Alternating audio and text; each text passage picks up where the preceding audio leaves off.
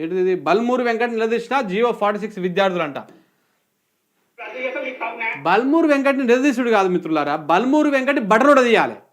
ఎందుకంటే మీ దయాదాక్షిణాల మీదనే ఆయనకి ఎమ్మెల్సీ వచ్చింది.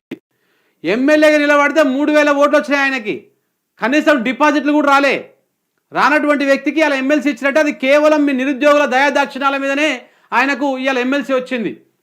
మీరు పోయి పొద్దుగా లేచిపోయి బల్మూరు వెంకట ఇంటి ముంగల కూర్చొని ఆయన బడలోడ వీకూరి 100% మీకు న్యాయం జరుగుతుంది.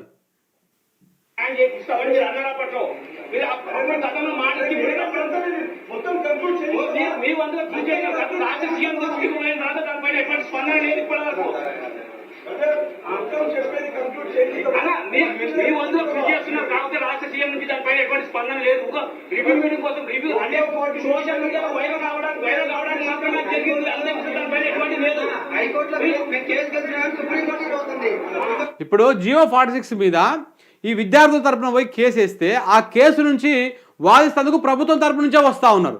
అంటే ప్రభుత్వానికి జియో 46 మీద ఏమాత్రము సోయి ఉందో చూడాలి.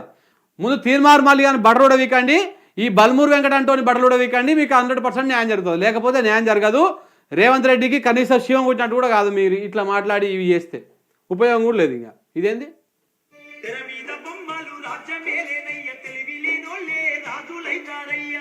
ఓర్ని అమ్మ, తెలివి లేని వాళ్ళు రాజులు అవుతారంట. తెర మీద బొమ్మలు అధికారం చేపడతారని చెప్పేసి ఒక పాటను ఎవరో సోషల్ మీడియాలో పెట్టారు. మంచిగానే ఉంది, నిజంగానే కరెక్ట్ సరిపోయింది.